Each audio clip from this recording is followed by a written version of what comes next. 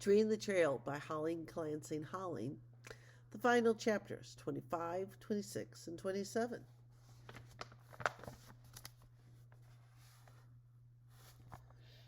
"25. The Yoke comes to Santa Fe.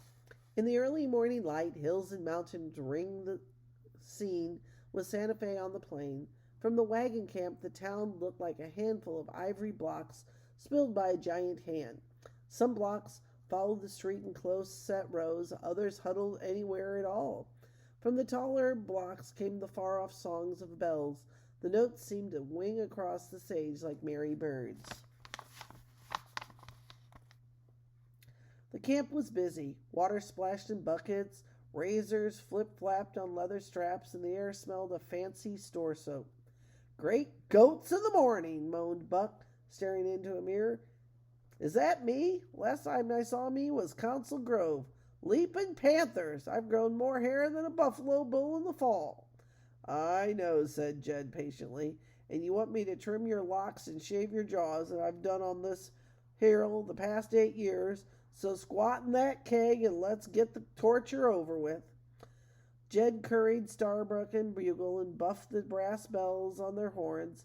Buck helped him polish the studs and bells of the yoke until they glittered. Then, with every man dressed in his best and all boots shining, the caravan crawled like an endless snake downhill. The huge wagons, high as haystacks, rocked past corrals of sheep, goats, and burros.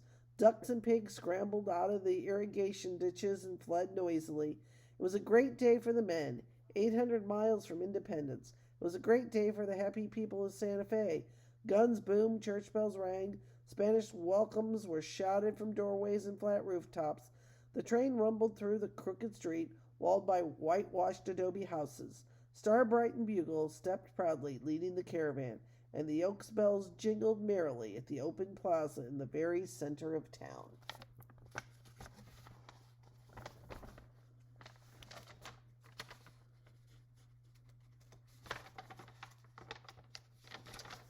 Chapter 26.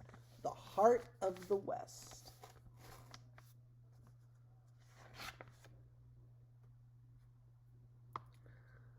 The plaza was the very heart of the West. Yet it was nothing but a big square of bare ground. Not a blade of grass, a flower, or a tree grew here. Water for men and beasts ran in ditches on 2 sides. It was surrounded by churches and homes of wealthy citizens. On the north side stood the plaza of the governor. This long, low adobe building was its row of long pillars, did not look much like a palace, yet it had housed every governor since New Mexico was born. It had weathered Indian battles and fire and was one of the oldest relics of the early Spanish. It was even 1 year older than the wood of the yoke. Trade went on briskly around the plaza. Even some of the caravan animals would be traded off.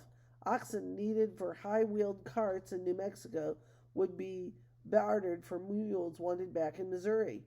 But not Starbright and Bugle. Just now, all the beasts were performing their last work before going to green pastures. They tugged and backed the creaking wagons until they framed the open square, hub to hub.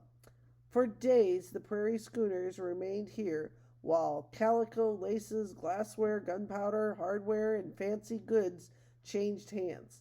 New Mexican merchants bought whole wagon loads of supplies for their shops in Taos and other towns. The square was a moving patchwork quilt of bright colors. Rich ladies and gentlemen stalked through the plaza, so did Mexican soldiers in uniform and officers heavy with gold braid. Ordinary people crowded this open-air market by the hundreds. Poor people flocked in to look at trinkets, if not to buy. And blanketed Indians from nearby pueblos stood staring at these magic things from a world beyond.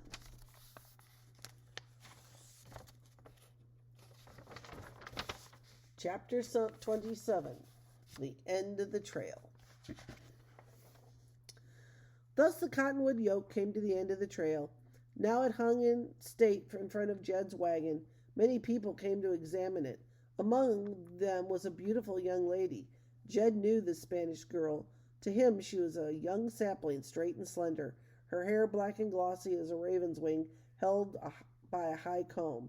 A white lace mantilla draped over the comb, framing her face in a foaming waterfall. Her eyes, Jed thought, were like the deep pools in a forest. One moment shadowy dark and very still, and the next sparkling with sunbeams. But at last she took her eyes from his gaze and stepped to the wagon. "Ah, Monsieur Jed," she said softly, stroking the yoke with slender hands.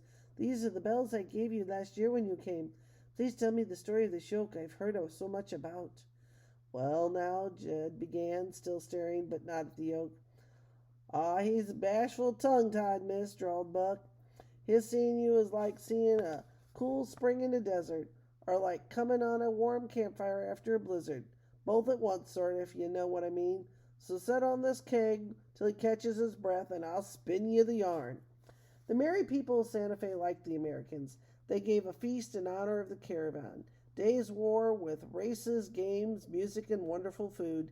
Guitars strummed in the moonlight nights, fiddles sang, Spanish slippers and Missouri boots tapped the floors endlessly, and Buck danced with 24 different girls, one after the other. But Jed danced only with the girl of the silver bells. One day, years afterwards, 2 horsemen stopped at a house in Santa Fe.